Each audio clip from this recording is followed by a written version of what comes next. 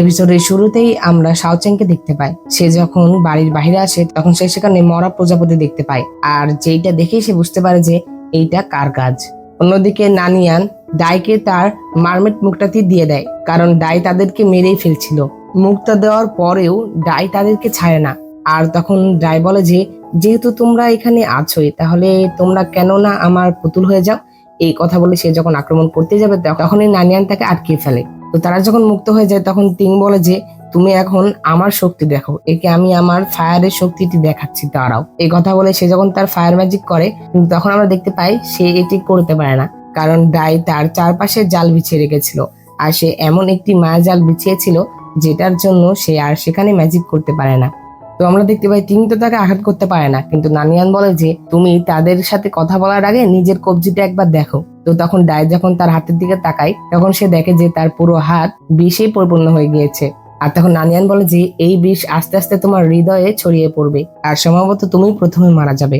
আমরা দেখতে পাই যে এই ঘটনার কারণে ডাই অনেক রেগে যায়। সে রেগে গিয়ে নানিয়ানের উপরে আক্রমণ করে, কিন্তু তখন ইন নানিয়ানকে বাঁচায়, কিন্তু সেটাতে সে অনেক আহত হয়ে যায়।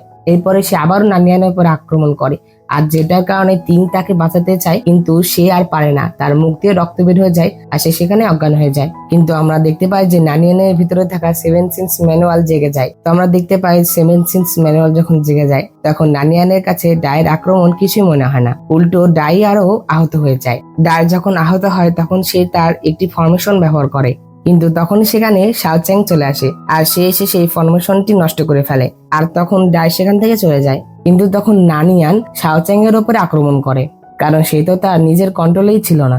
আমরা দেখতে পাই শাওচেং তাকে কন্ট্রোলে আনার চেষ্টা করে, কিন্তু তাকে কন্ট্রোলে আনতে গিয়ে সে অনেক আহত হয়, কিন্তু এক পর্যায়ে সে তাকে কন্ট্রোলে আনে। আর এরপরে শাওচেং তার সেই মারমেট মুক্তাটি নানিয়ানকে পরিয়ে দেয়।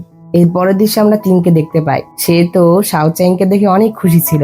তখন আমরা ফ্ল্যাশব্যাকে দেখতে পাই যে সে শাওচেংকে ম্যাজিক করতে দেখে ফেলেছিল, আর যেটা দেখে সে বুঝতে পারে যে এটাই শাওচেং। এরপরে আমরা ঘরের মধ্যে শাওচেং আর নানিয়ানকে দেখতে পাই, তারা একসাথে কথা বলছিল। তখন শাওচেং নানিয়ানকে বলে যে আমার সাথে দেখা করে কি তোমার আফসোস হচ্ছে?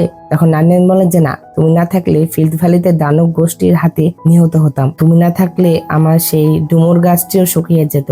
আমি চাইলেও বৃষ্টি আনতে পারতাম না। আর তখন নানিয়ান বলে যে আর আমি একটা জিনিস বুঝতে পারলাম যে তোমার এই মৃত্যুর অভিশাপটি ভুয়া, কারণ আমি তো তোমার কাছ থেকে অনেক দূরে চলে গিয়েছিলাম, তারপরেও তো আমার কিচ্ছুই হয়নি। এরপরে নানিয়ান শাওচেংকে বলে যে আসলে ওই দিন